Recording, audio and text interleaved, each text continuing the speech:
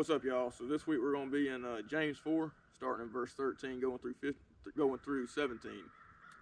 So we're going to be the header of this section of verses here is our will and God's will.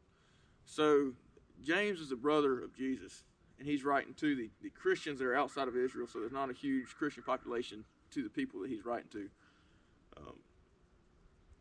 I say that to say this because since there's a small section of Christians there, or there's not a huge population,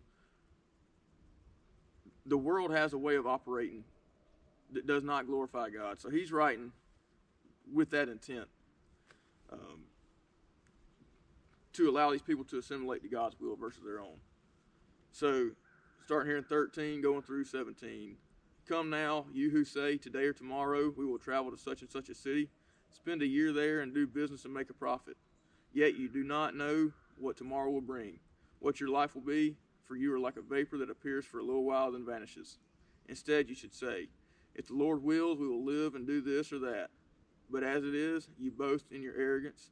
All such boasting is evil. So it is a sin to know the good and yet not do it. So one of the things that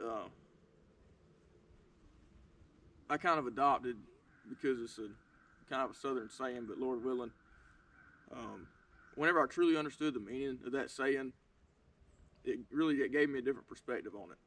So, like right here in verse 15, instead you should say, if the Lord wills, we will live and do this or that.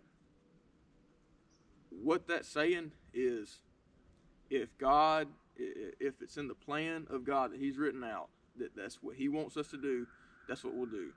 If the Lord wills, we'll wake up tomorrow. Well, you're not doing that just based on your own decision. That's according to God's will.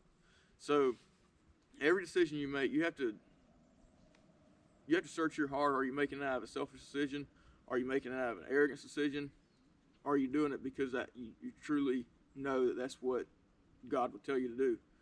And it's a sobering thing to know that you're making a decision against the worldly standard, or you're making a decision that's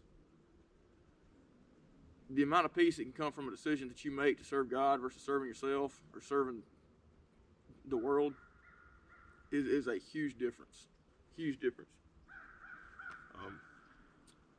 How do you know what the will of God is? You read your Bible. This is the number one way God's going to talk to you.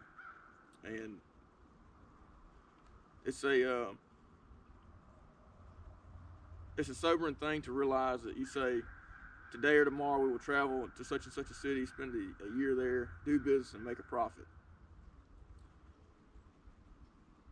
You can set all the plans you want, but like we looked at last week, man sets his plan, but God guides his steps.